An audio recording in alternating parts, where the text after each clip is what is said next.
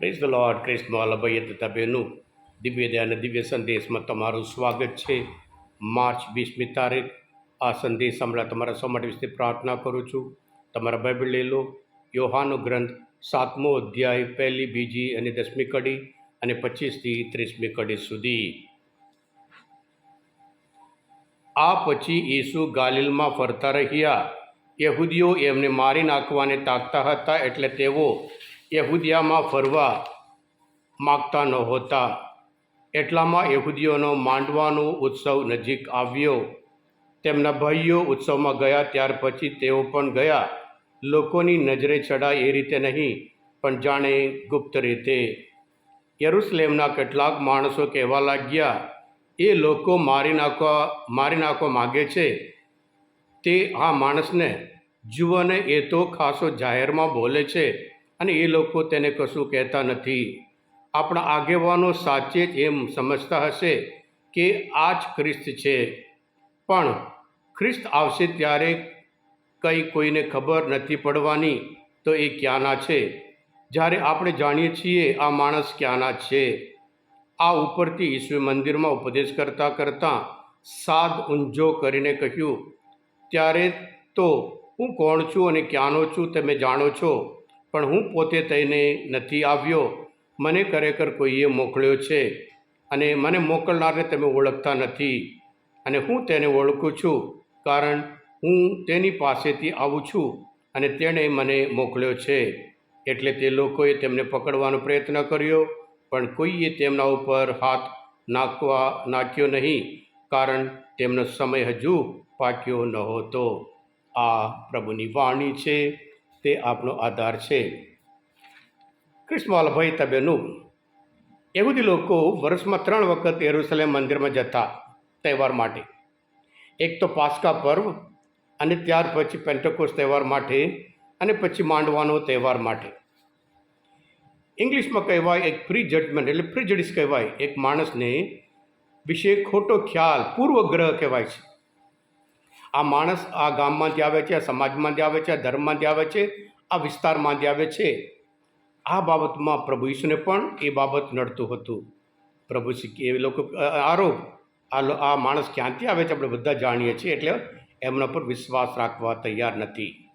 સત્ય જાણતા હતા, સંદેશ સાંભળતા હતા, ચમત્કાર જોતા હતા, શાસ્ત્ર જાણતા હતા, છતાં પ્રભુ ઈસુ પર વિશ્વાસ રાખવા તૈયાર નથી. ક્રિસ્તમાં ભાઈ તમે યોહાનના ગ્રંથમાં 5મો અધ્યાયમાં પ્રભુ એક માણસ જે 38 વર્ષથી પીડાતો હતો એને સાજા કરે છે. એ વિશ્રામવાળો હતો, એના લીધે પ્રભુ ઈસુ પર આરોપ લગાડે છે. અને ત્યાર પછી પ્રભુ પોતે કહે છે એ ઈશ્વર પાસેથી આવે છે, એટલે ઈશ્વર સાથે બરાબર એ છે એમ કરીને લોકો ફરી એમના ઉપર આરોપ લગાડે છે. યોહાનના ગ્રંથ 6 અધ્યાયમાં પ્રભુ ઈસુ મોટો ચમત્કાર કરે છે અને બધા ખાઈને ખુશ થઈ ગયા.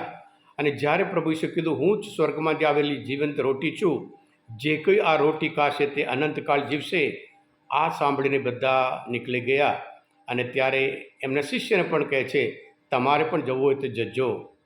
ત્યારે પીતર યોહાનના ગ્રંથ 6 અધ્યાયમાં 68મી કલમમાં કહે છે, પ્રભુ અમે કોની પાસે જઈએ? આપની વાણી શાશ્વત જીવનની વાણી છે.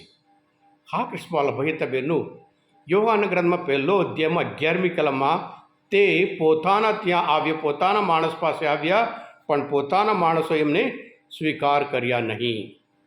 આજના શુભ સંદેશમાં આપણે જોઈએ છીએ યોહાનના ગ્રંથમાં 7મો અધ્યાયમાં એમનો ભાઈએ સુતા, 5મી કલમ એમના ભાઈએ સુતા એમના ઉપર વિશ્વાસ રાખવા તૈયાર નથી.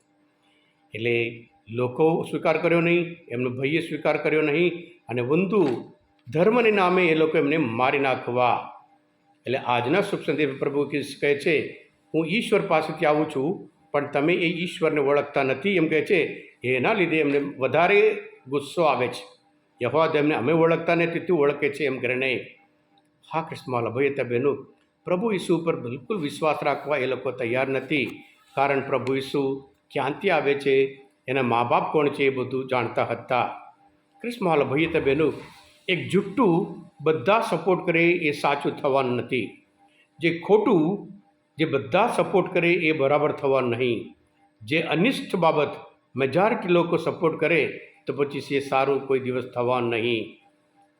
અને એવી જ રીતે સત્યના વિરોધમાં, પ્રભુ ઈસુના વિરોધમાં એ લોકો પડતા હતા. એ લોકો કોઈ દિવસ સાજા થવાના નહીં. ખ્રિસ્તમાં ભયતા બહેનો, પ્રકાશ આ પૃથ્વી પર આવ્યો, પણ અંધકારના લોકો એમને સ્વીકાર કર્યો નહીં. ખ્રિસ્તમાં ભયતા બહેનો, આપણે બધા જાણીએ છીએ પ્રભુ ઈસુ માનવ જાતિ પરના પ્રેમને લીધે આવ્યા. આપણે જીવન ભરપટે જીવન આપવા માટે આ પૃથ્વી પર આવ્યા હતા.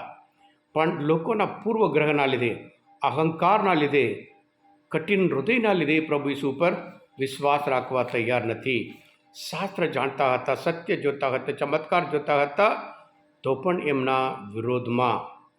ખ્રિસ્તમાં ભયતા બહેનો, આજે 2000 વર્ષ પછી પણ ઘણા બધા જ પ્રભુ ઈસુને સ્વીકાર કરવા તૈયાર નહીં હોય, તો પછી આપણે ડિસ્કરેજ જવાનું તરીકે. કારણ કે પ્રભુ ઈસુના સમયમાં એવું, આ સમયમાં પણ એવું છે કે ઘણી વખત જે સત્યના વિરોધ, એવી રીતે પ્રભુ ઈસુના સમયમાં આજે પણ છે. જે સત્ય માટે હોય, જે ન્યાય માટે ઊભા રહેતા હોય, એ નેલ્સન માંડેલા આપણે જાણીએ છીએ એમની પરિસ્થિતિ શું થયું હતું.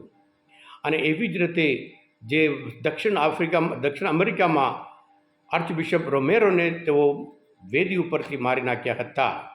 એવી રીતે અબ્રાહમ લિંકન, જે અમેરિકાના જે બ્લેક્સ માટે ઊભા હતા, ન્યાય માટે ઊભા હતા, એમની પરિસ્થિતિ આપણે જાણીએ છીએ. એનું પરિણામ શું છે આપણે જાણીએ છીએ. છતાં ખ્રિસ્તી ધર્મ, ક્રોસ વગર ખ્રિસ્તી જીવન નથી. એટલે આપણા જીવનમાં પણ આ પ્રભુ ઈસુ ખ્રિસ્તના લીધે ઘણી બધી તકલીફો, મુશ્કેલી હોય.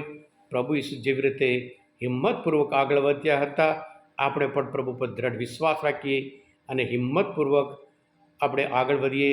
કારણ પ્રભુ સદા આપણી સાથે છે અને આપણે પણ એ શાશ્વત જીવન, એ અત્યંત જીવન ચોક્કસ આપણે પામીશું. હા, ખ્રિસ્તમાં ભયતા બહેનો, આજના માનવચિંતન શાસ્ત્ર પાઠ સમજવા માટે, પ્રભુ ઈસુને ઓળખવા માટે મદદરૂપ થયા હોય, તમે પોતે દિવ્ય ધ્યાન, દિવ્ય સંદેશ સબસ્ક્રાઈબ કરજો અને બીજા માટે પણ ફોરવર્ડ કરજો. કારણ તમે બધા આશીર્વાદિત છો, અભિષિક્ત છો. પ્રભુ ઈસુ, હું તમારા પર વિશ્વાસ રાખું છું. બોલો દિવ્ય દયાનો જય. God bless you all. Jesus I trust in you. પ્રભુ તમારા અંતરમાં વસો. સર્વશક્તિમાન પરમેશ્વર, પિતા અને પુત્ર અને પવિત્ર આત્માનો આશીર્વાદ તમારા સૌ પર ઉતરો. આમેન.